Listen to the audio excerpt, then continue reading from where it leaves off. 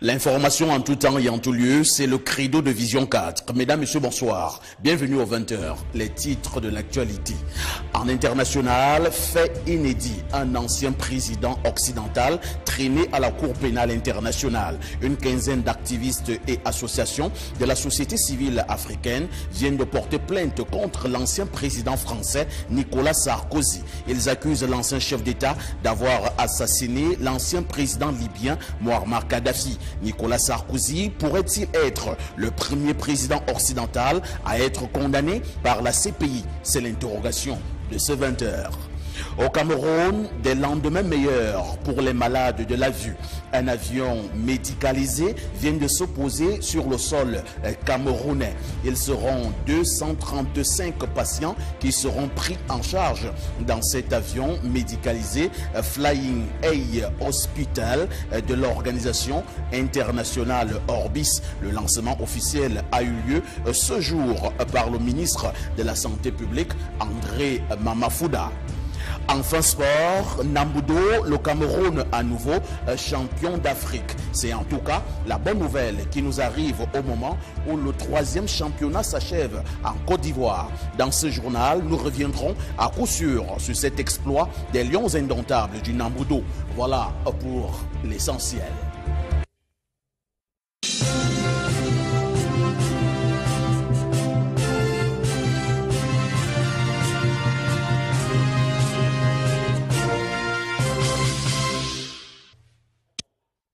Mesdames, Messieurs, merci d'avoir choisi le meilleur couloir de l'information. Et parlant justement de cette information, je vous le disais d'ailleurs en titre, le président Nicolas Sarkozy, ancien chef d'État français, vient d'être tout simplement amené du côté de la Cour pénale internationale. Il s'agit d'une plainte de bon nombre d'activistes et associations de la société civile africaine. Ces derniers reprochent à Nicolas Sarkozy d'avoir orchestré l'intervention du côté de la Libye avec au finish la mort de Muammar Kadhafi, ancien chef d'État libyen, mais également de milliers de morts du côté de la Libye. Nicolas Sarkozy pourra-t-il être le premier président occidental à être condamné par la Cour pénale internationale? C'est l'interrogation de ce journal. Un peu plus de précision. Le ballet citoyen du Burkina Faso, Y en a marre du Sénégal, le peuple n'en veut plus de la Guinée. Ce sont des activistes et associations rassemblés en Front international de la société civile panafricaine pour la défense de l'Afrique. Ces derniers accusent l'ex-président français Nicolas Sarkozy d'être le commanditaire de la mort du guide libyen Muammar Kadhafi en 2011 et donc responsable de la situation de crise que traverse la Libye depuis lors. La plainte est déposée à la Cour pénale internationale où de nombreux dirigeants africains sont jugés pour crimes contre l'humanité. Au même titre, le Front souhaite que l'ex-président français réponde de ses actes. Des actes qui, selon le Front, a des conséquences dramatiques et néfastes sur le continent africain et sur les populations africaines. Il estime que si la Cour pénale internationale ne réagit pas, cela voudrait dire que la juridiction internationale choisit ses clients. Par ailleurs, le Front panafricain s'offusque du silence des dirigeants africains actuels du continent, 6 années après, et rien. Pourtant, de nombreuses raisons poussent ces activistes et associations à soutenir et croire leur entendement selon lequel l'assassinat du colonel Kadhafi était un règlement de compte personnel. En 2007, Nicolas Sarkozy est soupçonné d'avoir bénéficié pour sa campagne électorale d'un soutien financier de Muammar Kadhafi. L'information est relayée par le site Mediapart. Une information que demande farouchement l'ex-président français, même si confirmé et martelé plus tard par le fils du guide libyen. Il faut que Sarkozy rende l'argent qu'il a accepté de la Libye pour financer sa campagne électorale. C'est nous qui avons financé sa campagne et nous en avons la preuve. Malheureusement pour Salifa Islam, il est arrêté et détenu en Libye et fait l'objet d'un mandat d'arrêt de la Cour pénale internationale. En outre, Nicolas Sarkozy n'a véritablement pas donné de réponse claire à l'accusation portée contre lui pour l'intervention de la France en Libye. Sur un plateau de la télévision française, il démontre sa gêne à la question posée. Si la France n'avait pas aidé la rébellion, elle n'aurait pas pu tuer le colonel Kadhafi. Des cas de figure qui encouragent le Front panafricain dans ce combat enclenché. La réaction de la Cour pénale internationale est donc vivement attendue. Cette plainte contre l'ancien chef d'État français Nicolas Sarkozy reste donc une affaire à suivre. Toujours dans le cadre de ce journal, nous parlons de ces 8 soldats américains, mais également français qui sont tombés mercredi dernier du côté du Mali. Cela amène les Français, mais également les États-Unis à pouvoir financer le G5 Sahel. Je précise également qu'à cet effet, du côté du Mali, il faut rappeler que la zone est restée sous urgence dans la mesure où les terroristes sévissent dans cette partie du pays. Un peu plus de précision. En septembre dernier, le président Issoufou avait appelé la communauté internationale à se mobiliser pour doter la force du G5 Sahel des moyens d'accomplir sa mission au regard de ces pays qui disposent des ressources budgétaires assez limitées. Or, les forces occidentales sont souvent perçues comme celles d'occupation, présentes nécessairement dans le but de s'emparer des richesses du sous-sol et de protéger leurs intérêts économiques. Mais la mort de 3 soldats américains mercredi dernier dans une embuscade tire la sonnette d'alarme à l'endroit de la communauté internationale. La France et les États-Unis face à cette situation entendent soutenir financièrement les forces du G5 Sahel dans la lutte contre le djihadisme. Les 2 pays opèrent militairement dans cette région depuis quelque temps déjà et forment également l'armée locale afin de leur permettre d'être plus efficaces. Ainsi donc, la force anti-djihadiste G5 Sahel prouvera son efficacité dans un futur proche. La mise en œuvre de cette force sera une réponse adéquate aux questions sécuritaires dans la sous-région. Toujours dans le cadre de l'actualité à l'échelle internationale, on rappellera tout simplement que du côté du Ghana, 3 personnes viennent d'être tuées, mais également de nombreux blessés. Pourquoi ces personnes ont perdu la vie? Il s'agit d'un camion citerne qui a explosé à partir d'une station-service. Du coup, bon nombre de Ghanéens sont en colère et exigent d'ailleurs une réglementation venant du président de la République pour pouvoir voir un peu plus clair dans ce genre de commerce dans les grandes agglomérations ghanéennes. Reportage. L'explosion spectaculaire a eu lieu dans la nuit de samedi à dimanche dans la capitale ghanéenne Accra. Il s'agit d'un incendie déclaré à bord d'un camion-citerne transportant du gaz naturel. Le feu s'est ensuite propagé dans 2 stations-service proches de là, ce qui a provoqué plusieurs explosions. Pris de panique devant le feu, de nombreux riverains de la zone ont quitté leur domicile pour se mettre à l'abri. Le bilan encore provisoire rendu public par le porte-parole du service des sapeurs-pompiers du Ghana fait état de 3 personnes mortes dans ce drame avec une trentaine de blessés graves encore sous soins intensifs. Les causes exactes de cet incendie font l'objet d'une enquête, mais déjà les critiques et la colère des Ghanéens se font entendre sur les réseaux sociaux.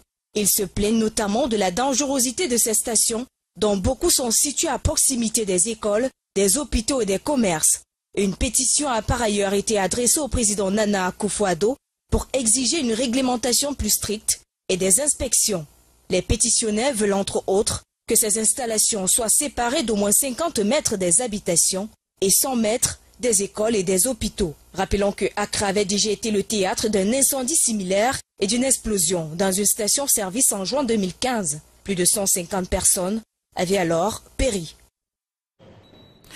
Du côté de la République du Congo, je signale que le président Denis Sassou Nguesso vient de recevoir en audience le premier ministre bissau-guinéen. Les 2 hommes ont parlé de la coopération entre la République du Congo, mais également de la Guinée-Bissau. Les 2 hommes ont également évoqué la situation sécuritaire en Afrique, un peu partout dans le monde. Sylvestre Messi, sur place à Brazzaville, nous fait le point de ces échanges. Mandaté par José Mario Vaz, le général Sissoko Mbalo, Premier ministre de la République de Guinée-Bissau, a été reçu en audience ce 6 octobre par le chef de l'État congolais, Denis Sassou Nguesso. Au menu des échanges avec l'émissaire du chef de l'État bissau-guinéen, la résolution de la crise libyenne et les relations entre la République du Congo et la Guinée-Bissau. On a parlé longuement de la situation de l'Afrique et situation de beaucoup concernant l'Afrique, comme vous le savez, que le président Sassou Nguesso est le président du panel aussi, concernant la Libye. Et en Guinée-Bissau, ils étaient impliqués de rapprocher des partis qui sont opposés. Pour le chef du gouvernement bissau-guinéen, le président congolais est l'un des rares chefs d'État africains qui entretient des bons rapports avec les autres dirigeants du continent. D'où le mérite de la médaille Amical Cabral, reçue récemment des mains de José Mario Vaz. Le président Sassou est le collègue générationnel du président Nino Vera, qui est parmi nos héros de l'eau de la libération. Et cette décoration, le plus haut niveau, distinction de décoration entre de Guinée et Cap-Vert, qui a été remis président Sassou à son frère, président de la Guinée-Bissau, Marouvaj, ça démontre les relations que Guinée-Bissau a avec le Congo. En particulier, comme vous le savez, le président Sassou, c'est parmi les rares chefs de l'État africain qui s'entend avec tous ses pairs africains. Ça, c'est très difficile de l'en trouver aujourd'hui. La présence régulière des autorités des Bissau à Brazzaville illustre des grands liens d'amitié entre la République du Congo et la Guinée-Bissau. L'actualité à l'échelle camerounaise est également fournie. Nous débutons donc par l'Organisation mondiale de la santé qui vient d'offrir un don de matériel roulant au ministère de la Santé publique. Le ministre de la Santé publique, André Mamafouda, en réceptionnant ce matériel roulant, a prescrit aux différents bénéficiaires un peu plus de maturité, mais également de responsabilité dans l'utilisation du dit matériel. Le reportage de Mélanie Bibanga-Eli. 7 véhicules 4x4 pick-up, 8 motos ambulances et 4 motos tout-terrain d'une valeur de 120 millions de francs CFA. C'est ce qui constitue ce don de l'OMS au ministère de la Santé publique. Un don qui vise à renforcer et à viabiliser le système de santé au niveau des districts de santé au Cameroun. Un matériel qui vient ainsi redynamiser le service médical dans les districts de santé bénéficiaires de ce don. Le ministre de la Santé publique, André Mamafouda, en appelle à une prise de conscience collective afin que ce matériel soit utilisé à bon escient. L'OMS aujourd'hui nous a donné des véhicules pour renforcer la surveillance qui fait partie d'une des composantes d'un district qui est viabilisé. Il y a des ambulances pour qu'on puisse référer facilement la femme enceinte, les enfants et autres accidentés. Des éléments qui font partie de la viabilisation d'un district. Les heureux bénéficiaires ne cachent pas leur joie et leur satisfaction. Nous remercions sincèrement le ministre de la Santé publique et surtout l'OMS pour l'appui qu'ils nous ont offert et surtout pour nous avoir inclus dans ce grand projet. Et parlant de l'appui, c'est effectivement pour le district de santé des Fondons. C'est un véhicule 4x4, une moto et 2 ambulances.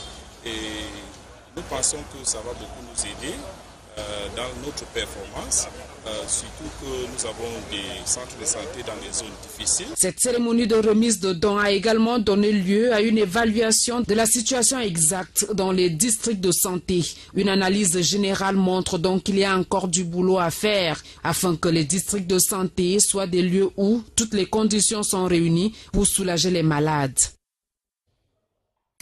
Nous restons dans le cadre de la santé au Cameroun et c'est pour préciser qu'il y a désormais espoir pour les patients de la vue en terre camerounaise. Ils seront 235 patients qui vont être pris en charge à bord de cet avion médicalisé qui vient d'atterrir en terre camerounaise. Toujours le ministre de la Santé publique, André Mamafouda, il a procédé ce jour au lancement officiel de ces activités. Je souligne à cet effet que durant un mois, ces nombreux patients devront être traités. Compte rendu.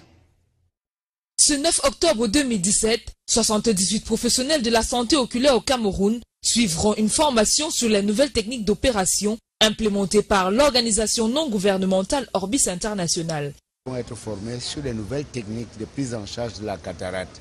On sera maintenant capable de prendre une cataracte en 15 minutes. Par exemple, dans cet avion hôpital, on pourra traiter 45 cataractes par jour. Voilà pourquoi nous pensons qu'on pourra traiter un peu plus de 235 personnes en cataracte, pour le glaucome, pour le strabisme,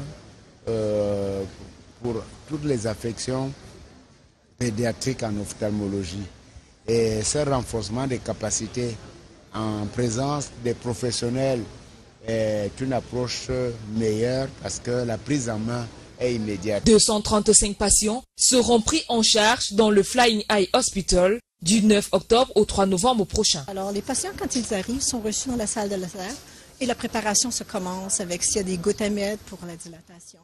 Une fois que les patients sont prêts pour la chirurgie, à ce moment-là, ils viennent ici, dans la salle de réveil, et on fait la préparation pour la chirurgie. L'anesthésie, si c'est une anesthésie locale, va se faire ici dans la pièce. Si c'est une anesthésie générale, comme pour les enfants, à ce moment-là, ça se fait dans la salle d'opération. Rappelons qu'au Cameroun, les données épidémiologiques sur les maladies oculaires sont limitées, mais la demande en soins reste très élevée. On estime à 100 000 le nombre de personnes aveugles et malvoyantes vivant à Yaoundé et dans les localités avoisinantes. Cependant, seulement 15 ophtalmologistes effectuent des opérations de cataracte dans la région du centre. Je souligne que le combat est loin d'être terminé pour la gendarmerie nationale ce week-end. Cette gendarmerie nationale était encore sur le terrain au niveau des préventions routières. L'axe lourd Douala-Bafia-Makenene a été particulièrement visé. Ils ont également mis un accent tout particulier sur les véhicules en mauvais état, les 10 véhicules qui sont véritablement des causes d'accidents de la circulation. Sandrine Manza. C'est en Kozwa, une périphérie de Yaoundé, qu'une camionnette est interpellée par les éléments de la gendarmerie nationale. Le véhicule, qui présente déjà des signes de vieillesse, roule sans plaque d'immatriculation arrière. Sommé de présenter les pièces du véhicule, le chauffeur crie à la malchance. En bon pédagogue, le colonel Niam amène les fortunés à reconnaître son erreur. Plus loin, dans l'arrondissement des Bebda, un véhicule CA pris en flagrant délit d'excès de vitesse. Alors, les gens avaient un radarbis à côté. Même pas, même. Aujourd'hui, là, il fallait que je mette un peu simplement là où on peut voir. Et puis le tour, je me connais. On ne m'a jamais arrêté. Avec tout ceci, l'heure est plus que jamais à la répression. Il est urgent de tuer sur le ton. Vous n'avez pas. On va vous faire trisser un peu de retard et on va vous laisser partir. Voilà, merci beaucoup. La gendarmerie nationale n'a pas l'intention de baisser les bras. Il y en a qui versent encore dans ce qu'on peut appeler oubli. Ils roulent sans documents. Prétendent-ils, bon, on a oublié à la maison. Il y a d'autres qui pensent que le radardis devait, n'est-ce pas, se pointer sur la chaussée pour qu'il soit visible. Malgré l'incivisme observé ces derniers temps sur certains axes routiers du pays, la campagne lancée depuis 2011 porte déjà ses fruits. Maintenant satisfait du fait que ce n'est pas le grand nombre qui pense ainsi. Un effort est déjà fait pour ceux qui veulent bien comprendre. Il ne sera plus question de voir des véhicules ayant des pneus usés, une surcharge féroce, un défaut de visite technique, d'assurance, de carte grise, l'a-t-il martelé le haut gradé. La gendarmerie nationale reste engagée et déterminée sur le front de la sécurité routière. Dans le chapitre des histoires troublantes de votre 20h, je vous amène dans la ville de Konsamba, c'est dans la région de l'ouest du Cameroun, et c'est pour dire que dans la nuit du 3 au 4 octobre dernier, l'on a assisté à un cambriolage spectaculaire. À l'heure du bilan, une personne tuée, mais également de nombreux dégâts matériels. De nombreux voisins sortis à la rescousse pour intervenir ont tout simplement été impuissants. Pour l'heure, les populations sont dans le désarroi. Personne ne peut dire avec exactitude ce qui aurait amené ces cambrioleurs à commettre de telles exactions. Gaël Ndiakam. Triste cauchemar pour les populations de la ville de Konsamba qui ont péri sous le poids de la peur et de la mort dans la nuit du 3 au 4 octobre dernier. Les hommes sans foi ni loi ont encore laissé à leur passage leurs traces dans la famille Eidi, plongé dans l'émoi et la consternation. Le bilan fait état d'un mort et de nombreuses pertes matérielles. Qui meurt là, Il vient dire que papa, les bandits. Juste les bandits. Le temps que je me retrouve comme ça pour voir où sont les bandits, tac, il y a un déjà qui est derrière moi, je me suis couché. Quand il y a deux avait venu dire couchez-vous. Pendant ce temps qu'ils sont entrés, mon frère, il était déjà dans la chambre pour s'armer. C'est là que le forfait a commencé. Ils nous ont fouillé, nous ont rien vu. Puis le petit, celui-là est venu, il a tiré sur le petit. Informés de la triste nouvelle, les autorités sont descendues sur les lieux du crime, question d'en savoir davantage. La même nuit, ce gang de malfrats recherchés a effectué son deuxième forfait dans des espaces commerciaux de la ville, emportant avec lui une importante somme d'argent et un stock de denrées alimentaires. Ce matin, nous avons été alertés par l'appel du livreur de pain, nous informant de ce que les malfrats étaient entrés chez nous. Et nous nous sommes déportés sur les lieux et nous avons constaté qu'ils sont entrés par infraction dans le conteneur, en fuyant les barres qui protègent la fenêtre. Face à ce phénomène d'insécurité qui va grandissant dans la ville de Konsamba, des solutions seront prises par les autorités et les forces de maintien de l'ordre dans le souci de mettre hors d'état de nuire tous ces hommes qui menacent la paix dans cette partie du pays. Et l'on rectifie très rapidement en disant qu'un Konsamba est bel et bien dans la région du littoral. La suite de votre grande séquence d'informations, c'est du côté de Bafia et c'est pour dire à cet effet que la cathédrale Saint-Sébastien vient de réouvrir ses portes, ceci 2 mois après sa fermeture. Ceci étant dit, il faut rappeler que les nombreux fidèles de Bafia ont pu exprimer leur joie à partir de cette réouverture de leur cathédrale, même s'il faut rappeler que le mauvais souvenir du décès de Jean-Benoît Marie Bala, l'ancien évêque du diocèse de Bafia, est resté vivant dans la mémoire de ces nombreux fidèles. Compte rendu. Retrouvailles joyeuses entre les fidèles catholiques du diocèse de Bafia et le clergé au sein de la cathédrale Saint-Sébastien mise sous scellé il y a près de 2 mois. Un sentiment de très grande joie. Les voix du Seigneur sont essentiellement merveilleuses. Et insondables, comme on le dit. Oui. Dieu a, n'est-ce pas, fait valoir ces merveilles aujourd'hui. Cette cathédrale qui avait été fermée pour les raisons qu'on a évoquées pour l'Eucharistie. Vous avez vu, aujourd'hui, tous les fidèles sont joyeux et tous les fidèles rendent grâce à Dieu. Nous, les chrétiens de la cathédrale, nous sommes contents parce que vraiment, c'était comme un fouet. Nous étions habitués à 6 heures, nous étions déjà là pour les messes. On ne les faisait plus, on ne faisait plus nos activités. Donc merci au pape François qui nous a envoyé la bénédiction. La cathédrale est restée fermée après que l'on ait découvert des traces de sang sur la tombe de Monseigneur Jean-Marie Benoît Bala, mort tragiquement et enterré quelques jours plus tôt au sein de la maison de Dieu. La profanation de la tombe de l'évêque de Bafia, selon les fidèles, venait juste confirmer la thèse de l'assassinat du prélat. Aujourd'hui, la réouverture des portes de la cathédrale sonne comme un appel au pardon et à l'oubli des malheureux événements connus dans le diocèse. Ces fils et ces filles, dans le désarroi, écrasés par le malheur et les souffrances, lorsque ces fils, de façon sincère, tendent les mains vers lui pour lui crier pitié.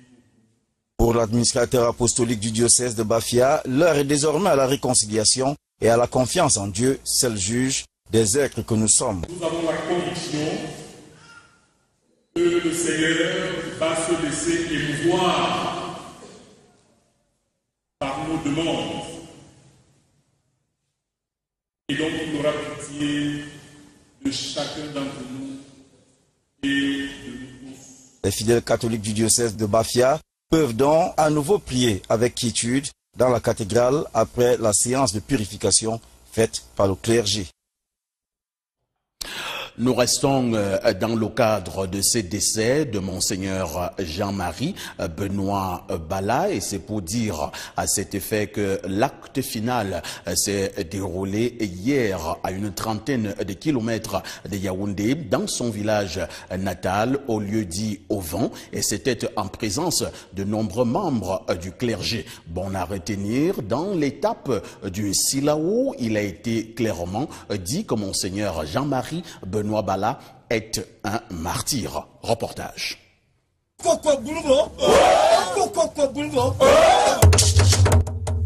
Ce rythme traditionnel béti a résonné à Aubaine pour rendre un dernier hommage à ce digne fils étoudi, Jean-Marie Benoît Bala, décédé il y a quelques mois à Bafia. Les bétis venus de partout ont pris part à cet événement funeste qui s'est déroulé dans la pure tradition. Également présents, les membres du clergé et une forte délégation venue de la ville de Bafia. Au cours de la phase d'une Sili Aou, les familles ont à chaque fois exprimé leur soif de savoir ce qui a tué l'évêque.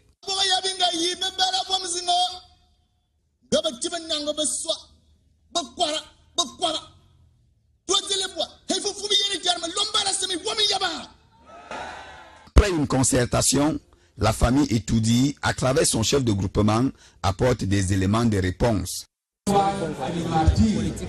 Monseigneur Jean-Marie Benoît Bala est un martyr, a-t-il martelé. Il mérite de ce fait d'être célébré.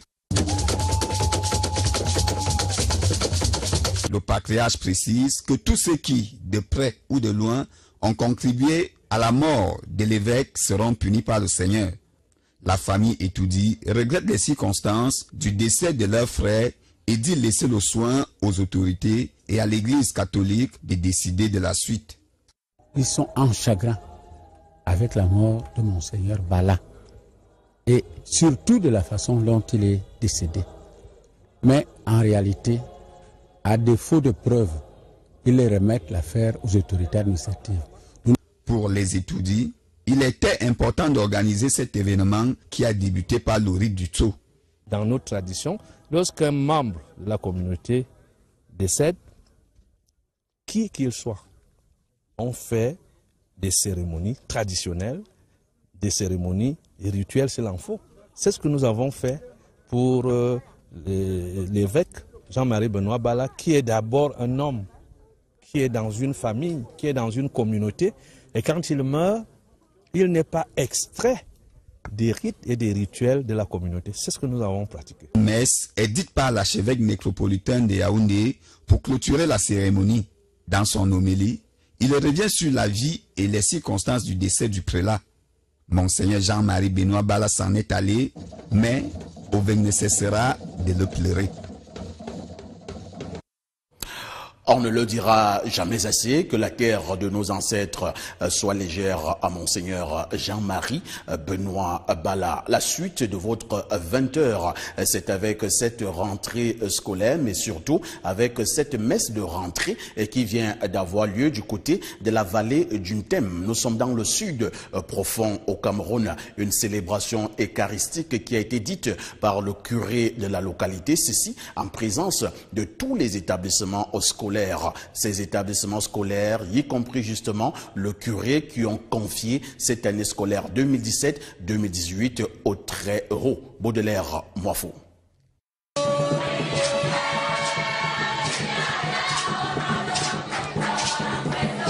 C'est le là de la célébration de la messe de rentrée scolaire tenue à la place des fêtes de la vie d'Ambam. Sous l'initiative du prélat de l'Église catholique romaine, cette messe avait pour but de convier les élèves à l'action de l'Esprit Saint au cours de l'année scolaire, couronnée de tout succès. Dans son homélie, le prêtre célébrant n'a pas manqué de rappeler aux élèves et chrétiens les valeurs de paix, d'y vivre ensemble et de bâtir ensemble pour un Cameroun uni et prospère dans sa diversité socio-culturelle et linguistique. Pendant ces rencontres, nous ramenons nos enfants à vivre d'abord ces grandes valeurs. La première, c'est d'abord la paix, une messe de paix, du vivre ensemble et de bâtir ensemble. Nos enfants doivent, à partir de nous-mêmes, être conscients qu'ils sont les envoyés de Dieu chacun auprès de l'autre pour un bon vivre ensemble, pour manifester les différents charismes que Dieu nous donne. Un moment moral pour un résultat positif chez les élèves. Parce que vous savez, la Bible déclare, si Dieu ne bâtit une ville, celui qui l'a bâti en vain. Donc c'est une joie pour nous de nous retrouver là, présenter notre année au Seigneur, afin que lui la bâtisse et pour qu'en fin d'année le résultat soit celui qu'il nous donnera. Et puisque Dieu ne fait pas ce qui est mauvais, nous avons la ferme assurance que le résultat sera positif. Bon, en ce moment, nous sommes fiers d'avoir reçu le Saint-Esprit d'abord pour la nouvelle année scolaire que nous avions débutée. Nous prions juste le ciel de nous accorder durant notre année scolaire, d'être notre soutien. Le train de l'année scolaire, sous l'action du Saint-Esprit, a quitté la gare. Il faut prier et se mettre au travail pour un résultat positif en fin d'année scolaire. Nous restons dans le cadre de l'éducation et c'est pour évoquer les soutenances qui viennent d'avoir lieu du côté de l'IFTIC supérieur. De ce côté, on parlait justement de la filière télécommunications et réseaux, mais également de la gestion financière. C'est un partenariat gagnant-gagnant privé-public entre l'ESSEC de Douala, l'IFTIC supérieur, mais également l'École nationale polytechnique de Yaoundé. Au finish, on constatera que les résultats sont plus que satisfaisants, mais également la qualité des enseignements. Suivons plutôt. Les résultats de l'année académique 2016-2017 à l'IFTIC Sup en finance et comptabilité, ressources humaines, management des organisations, télécom et réseaux, technologie de l'information et de la communication, des licences et masters, témoignent de la qualité des enseignements reçus à l'IFTIC Sup et surtout du partenariat IFTIC Sup ESSEC de Douala et IFTIC Sup École nationale supérieure polytechnique de Yaoundé. Supervisé ici là par le chef de département des télécommunications et réseaux de l'université de l'École nationale supérieure polytechnique et le chef de département de la filière informatique toujours de l'École nationale supérieure polytechnique qui ont reçu ces candidats-là et à l'issue desquels nous avons eu 23 mentions très bien. Nous avons eu 10 mentions bien. Donc, globalement, c'était assez satisfaisant pour la qualité des travaux qu'ils ont proposés. Les diplômes après soutenance sont exactement les mêmes que ceux de l'ESSEC de Douala sous la tutelle de l'Université de Douala et de l'École nationale polytechnique de Yaoundé sous la tutelle de l'Université de Yaoundé 1. Il a fallu au niveau local avoir des partenariats.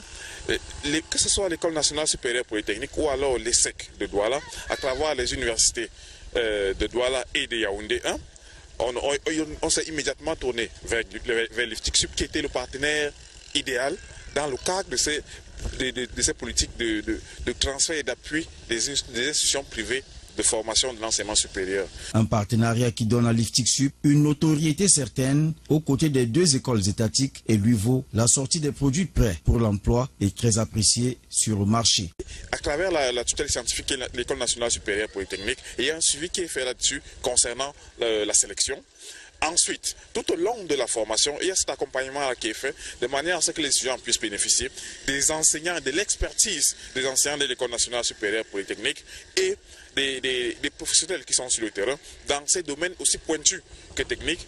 À la suite, à la fin de cela, il y a donc, c'est sanctionné comme avec l'activité qui s'est déroulée cette semaine, sanctionné par une soutenance, une présentation d'un travail qui a été fait en entreprise. Et à l'issue de cela, le jury se prononce sur la qualité du travail qui est fait. Et après, certains de nos étudiants sont directement retenus dans les entreprises où ils ont effectué leur stage. Les étudiants accèdent à ces filières à partir des concours signés des recteurs de l'Université de Douala et de Yaoundé 1 avant un suivi des dossiers à l'IFTIC Sup. Pour être tout à fait complet dans ce journal, nous parlons de sport. Premièrement, nous évoquons la situation du volleyball et c'est pour dire que concernant la Coupe d'Afrique de volleyball qui se joue actuellement du côté du palais polyvalent de sport, les Lions indomptables en la matière viennent de réaliser une bonne performance en battant le Botswana par 3-7-0. Toujours en sport, le Cameroun est également au toit du Nambudo africain. Au moment où nous parlons, les 3e Jeux championnats africains s'achèvent du côté de la Côte d'Ivoire avec une excellente performance des Lions indomptables du Nambudo. Le point est fait ici par Étienne Ballan.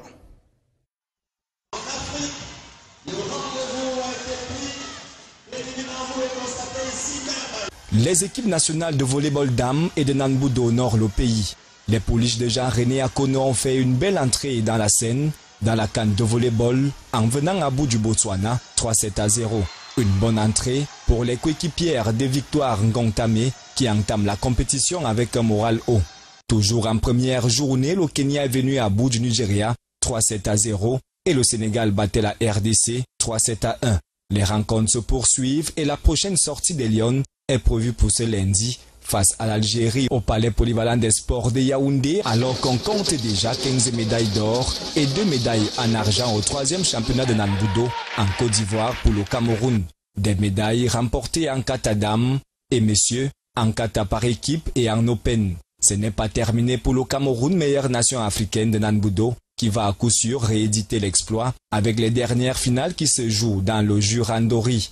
Il faut noter que la Côte d'Ivoire, malgré les petites revendications observées dans ces championnats, suit le Cameroun avec une seule médaille. Le Cameroun, au regard du nombre de médailles déjà glanées contre une seule pour son poursuivant, est d'office déjà champion d'Afrique à ces championnats.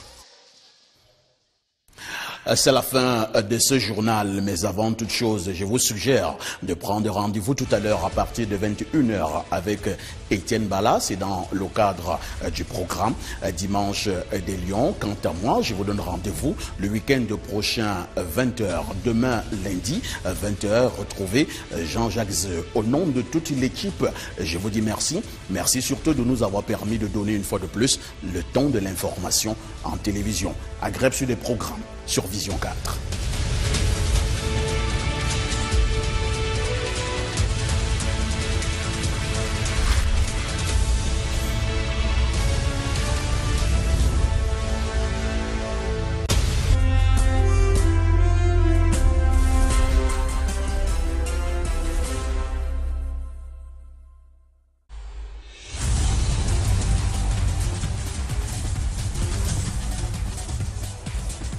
Et de la Cour pénale internationale. En outre, Nicolas Sarkozy n'a véritablement pas donné de réponse claire à l'accusation portée contre lui pour l'intervention de la France en Libye. Sur un plateau de la télévision française, il démontre sa gêne à la question posée. Si la France n'avait pas aidé la rébellion, elle n'aurait pas pu tuer le colonel Kadhafi. Des cas de figure qui encouragent le Front panafricain dans ce combat enclenché. La réaction de la Cour pénale internationale est donc vivement attendue. Cette plainte contre l'ancien chef d'État français Nicolas Sarkozy reste donc une affaire à suivre. Toujours dans le cadre de ce journal, nous parlons de ces 8 soldats américains, mais également français qui sont tombés mercredi dernier du côté du Mali. Cela amène les Français, mais également les États-Unis à pouvoir financer le G5 Sahel. Je précise également qu'à cet effet, du côté du Mali, il faut rappeler que la zone est restée sous urgence dans la mesure où les terroristes sévissent dans cette partie du pays. Un peu plus de précision. En septembre dernier, le président Issoufou avait appelé la communauté internationale à se mobiliser pour doter la force du G5 Sahel des moyens d'accomplir sa mission au regard de ces pays qui disposent des ressources budgétaires assez limitées. Or, les forces occidentales sont souvent perçues comme celles d'occupation, présentes nécessairement dans le but de s'emparer des richesses du sous-sol et de protéger leurs intérêts économiques. Mais la mort de 3 soldats américains mercredi dernier dans une embuscade tire la sonnette d'alarme à l'endroit de la communauté internationale.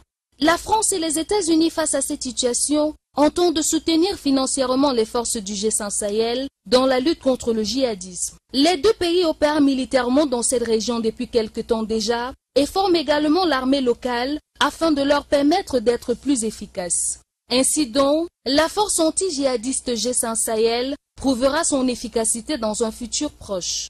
La mise en œuvre de cette force sera une réponse adéquate aux questions sécuritaires dans la sous-région.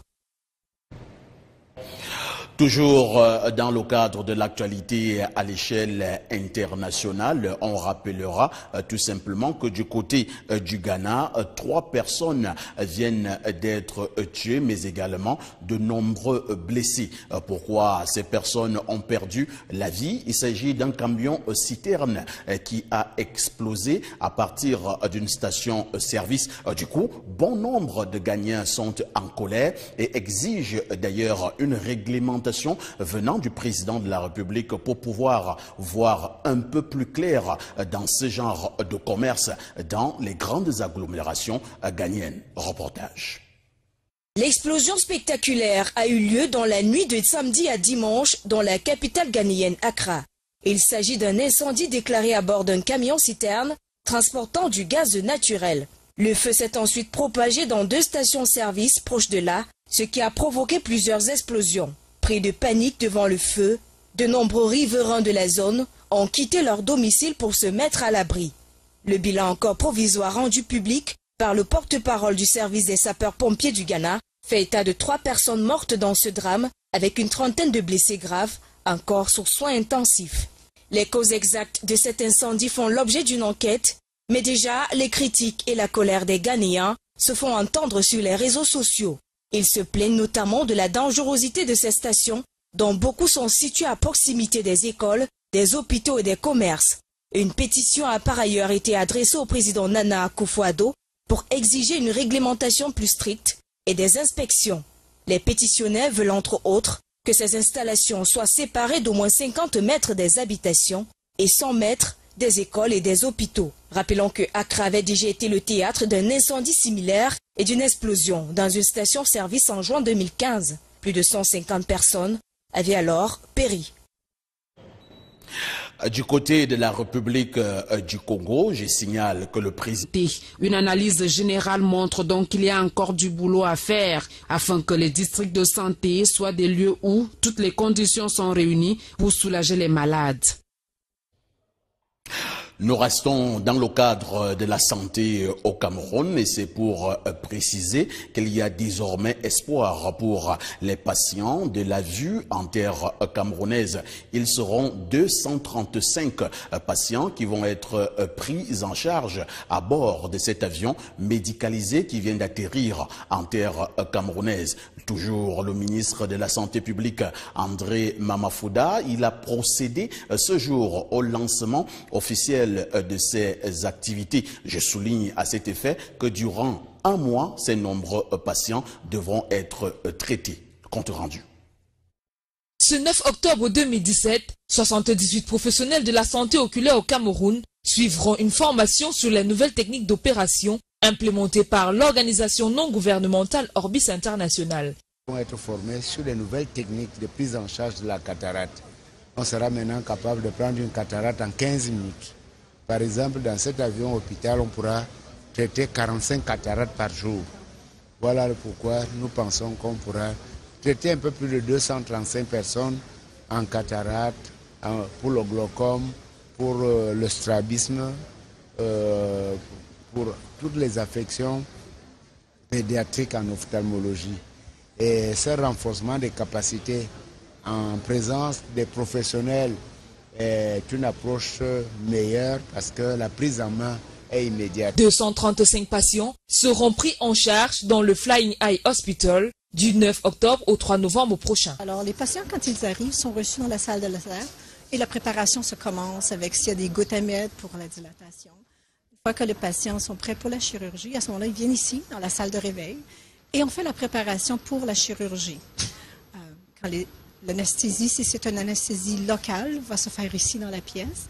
Si c'est une anesthésie générale, comme pour les enfants, à ce moment-là, ça se fait dans la salle d'opération. Rappelons qu'au Cameroun, les données épidémiologiques sur les maladies oculaires sont limitées, mais la demande en soins reste très élevée. On estime à 100 000 le nombre de personnes aveugles et malvoyantes vivant à Yaoundé et dans les localités avoisinantes. Cependant, seulement 15 ophtalmologistes effectuent des opérations de cataracte dans la région du centre.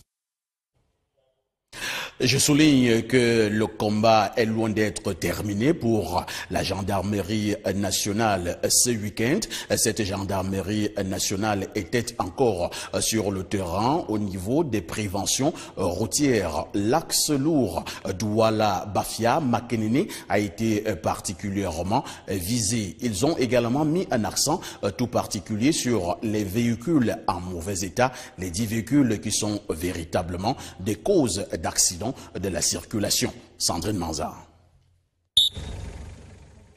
C'est en Kozwa, une périphérie de Yaoundé, qu'une camionnette est interpellée par les éléments de la gendarmerie nationale. Le véhicule, qui présente déjà des signes de vieillesse, roule sans plaque d'immatriculation arrière. Sommé de présenter les pièces du véhicule, le chauffeur crie à la malchance.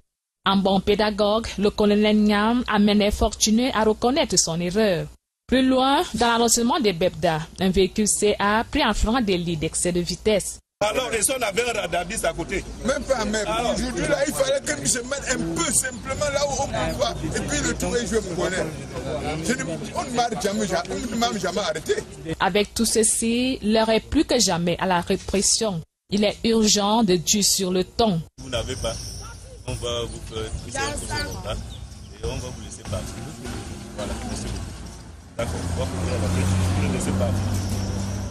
La gendarmerie nationale n'a pas l'intention de baisser les bras.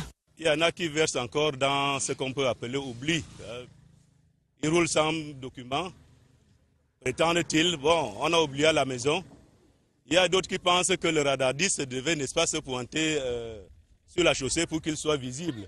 Malgré l'incivisme observé ces derniers temps sur certains axes routiers du pays, la campagne lancée depuis 2011 porte déjà ses fruits. Simplement satisfait du fait que ce n'est pas le grand nombre qui pense ainsi.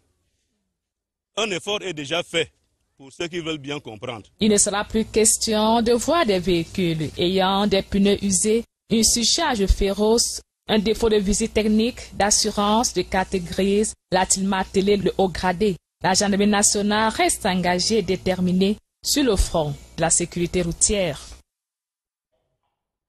Dans le chapitre des histoires troublantes de votre 20h, je vous amène dans la ville de Konsamba, c'est dans la région de l'ouest du Cameroun, et c'est pour dire que dans la nuit du 3 au 4 octobre dernier, l'on a assisté à un cambriolage spectaculaire. À l'heure du bilan, une personne tuée, mais également de nombreux dégâts matériels. De nombreux voisins sortis à la rescousse pour intervenir ont tout simplement été impuissants. Pour l'heure, les populations sont dans le désarroi. Personne ne peut dire avec exactitude ce qui aurait amené ces cambrioleurs à commettre de telles exactions. Gaël Ndiakam.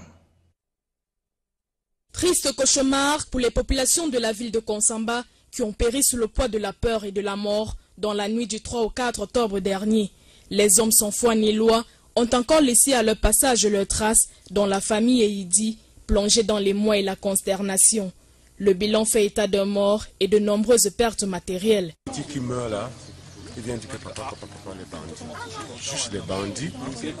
Le temps que je me retrouve comme ça pour voir où sont les bandits, tac, il y a un déjà qui est derrière moi, je me suis couché. Quand deux avait venu dire couchez-vous. Pendant ce temps qu'ils sont entrés, mon frère, il était déjà dans la chambre pour s'armer.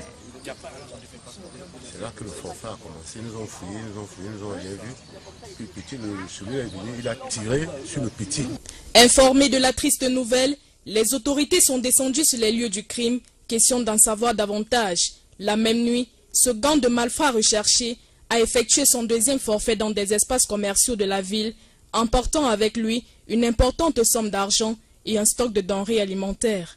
Ce matin, nous avons été alertés par l'appel du livreur de pain, nous informant de ce que les malfrats étaient entrés chez nous. Et nous nous sommes déportés sur les lieux et nous avons constaté qu'ils sont entrés par infraction dans le conteneur, en les barres qui protègent la fenêtre. Face à ce phénomène d'insécurité qui va grandissant dans la ville de Konsamba, des solutions seront prises par les autorités et les forces de maintien de l'ordre dans le souci de mettre hors d'état de nuire tous ces hommes qui menacent la paix dans cette partie du pays. Et l'on rectifie très rapidement en disant qu'Nkonsamba est bel et bien dans la région du littoral. La suite de votre grande séquence d'informations, c'est du côté de Bafia et c'est pour dire à cet effet que la cathédrale Saint-Sébastien vient de réouvrir ses portes, ceci 2 mois après sa fermeture. Ceci étant dit, il faut rappeler que les nombreux fidèles de Bafia ont pu exprimer leur joie à partir de cette réouverture de leur cathédrale, même s'il faut rappeler que le souvenir, le mauvais souvenir du décès de Jean-Benoît Marie Bala, l'ancien évêque du diocèse de Bafia, est resté vivant dans la mémoire de ces nombreux fidèles. Compte rendu. Retrouvailles joyeuses entre les fidèles catholiques du diocèse de Bafia et le clergé au sein de la cathédrale Saint-Sébastien mise sous scellé il y a près de 2 mois. Un sentiment de très grande joie. Les voix du Seigneur sont essentiellement merveilleuses. Et insondables, comme on le dit. Oui. Dieu a, n'est-ce pas, fait valoir ces merveilles aujourd'hui. Cette cathédrale qui avait été fermée pour les raisons qu'on a évoquées pour l'Eucharistie. Vous avez vu, aujourd'hui, tous les fidèles sont joyeux et tous les fidèles rendent grâce à Dieu. Le président Denis Sassou Nguesso vient de recevoir en audience le premier ministre bissau-guinéen. Les 2 hommes ont parlé de la coopération entre la République du Congo, mais également de la Guinée-Bissau. Les 2 hommes ont également évoqué la situation sécuritaire en Afrique, un peu partout dans le monde. Sylvestre Messi, sur place à Brazzaville, nous fait le point de ces échanges. Mandaté par José Mario Vaz, le général Sissoko Mbalo, Premier ministre de la République de Guinée-Bissau, a été reçu en audience ce 6 octobre par le chef de l'État congolais, Denis Sassou Nguesso. Au menu des échanges avec l'émissaire du chef de l'État bissau-guinéen, la résolution de la crise libyenne et les relations entre la République du Congo et la Guinée-Bissau. On a parlé longuement de la situation de l'Afrique et situation de beaucoup de développement. Et concernant l'Afrique, comme vous le savez, que le président Sassou Nguesso est le président du panel aussi, concernant la Libye.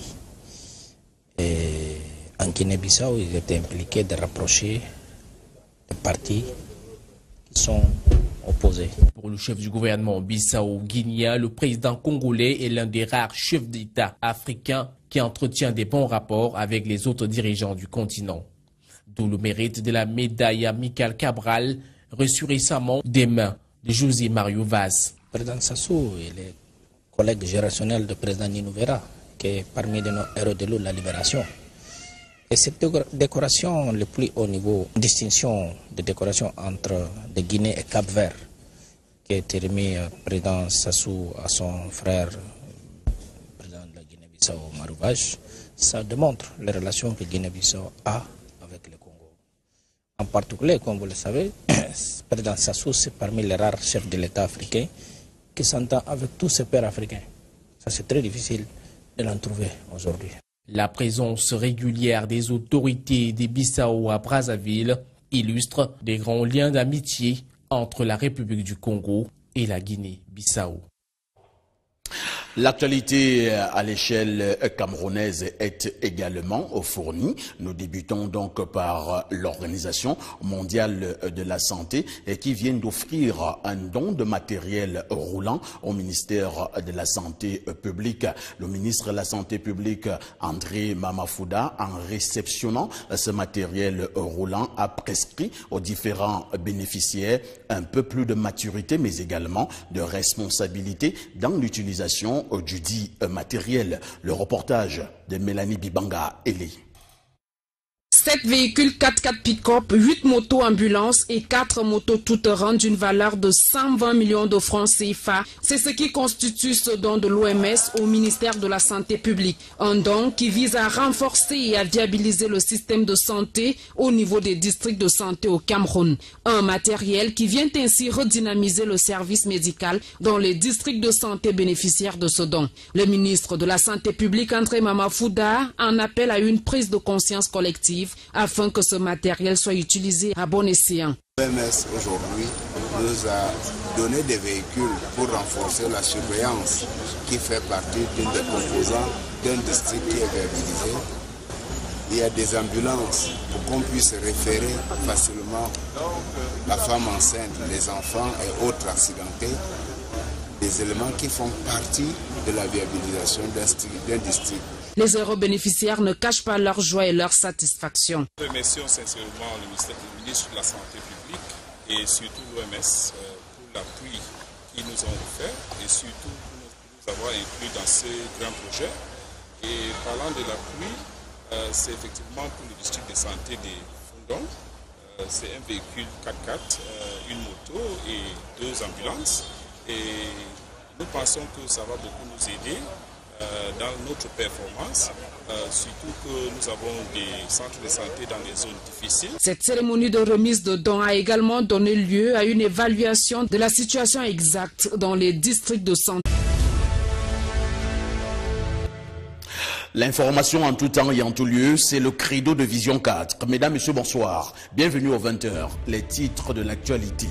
En international, fait inédit. Un ancien président occidental traîné à la Cour pénale internationale. Une quinzaine d'activistes et associations de la société civile africaine viennent de porter plainte contre l'ancien président français Nicolas Sarkozy. Ils accusent l'ancien chef d'État d'avoir assassiné l'ancien président libyen Muammar Kadhafi. Nicolas Sarkozy pourrait-il être le premier président occidental à être condamné par la CPI? C'est l'interrogation de ce 20h. Au Cameroun, des lendemains meilleurs pour les malades de la vue. Un avion médicalisé vient de se poser sur le sol camerounais. Ils seront 235 patients qui seront pris en charge dans cet avion médicalisé Flying Eye Hospital de l'organisation internationale Orbis. Le lancement officiel a eu lieu ce jour par le ministre de la Santé publique, André Mamafouda. Enfin sport, Nambudo, le Cameroun à nouveau champion d'Afrique. C'est en tout cas la bonne nouvelle qui nous arrive au moment où le 3e championnat s'achève en Côte d'Ivoire. Dans ce journal, nous reviendrons à coup sûr sur cet exploit des Lions indomptables du Nambudo. Voilà pour l'essentiel.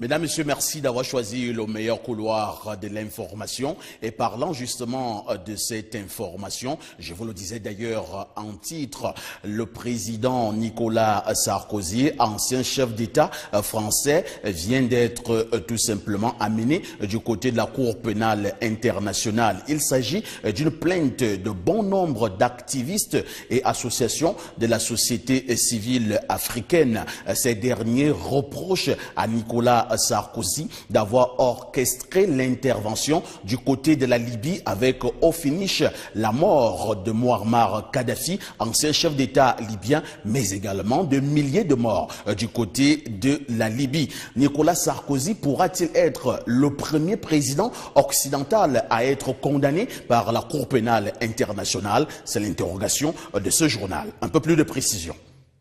Le ballet citoyen du Burkina Faso, Y'en a marre du Sénégal, le peuple n'en veut plus de la Guinée. Ce sont des activistes et associations rassemblés en Front international de la société civile panafricaine pour la défense de l'Afrique. Ces derniers accusent l'ex-président français Nicolas Sarkozy d'être le commanditaire de la mort du guide libyen Muammar Kadhafi en 2011 et donc responsable de la situation de crise que traverse la Libye depuis lors. La plainte est déposée à la Cour pénale internationale où de nombreux dirigeants africains sont jugés pour crimes contre l'humanité. Au même titre, le Front souhaite que l'ex-président français réponde de ces actes. Des actes qui, selon le Front, a des conséquences dramatiques et néfastes sur le continent africain et sur les populations africaines. Il estime que si la Cour pénale internationale ne réagit pas, cela voudrait dire que la juridiction internationale choisit ses clients. Par ailleurs, le Front panafricain s'offusque du silence des dirigeants africains actuels du continent, 6 années après, et rien.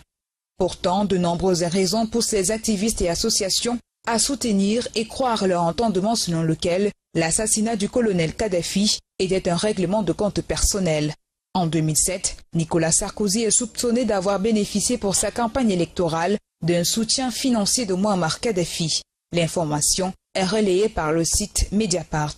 Une information que demande farouchement l'ex-président français, même si confirmée et martelée plus tard par le fils du guide libyen. Il faut que Sarkozy rende l'argent qu'il a accepté de la Libye pour financer sa campagne électorale. C'est nous qui avons financé sa campagne et nous en avons la preuve. Malheureusement pour Salifa Islam, il est arrêté et détenu en Libye et fait l'objet d'un mandat d'arrêt.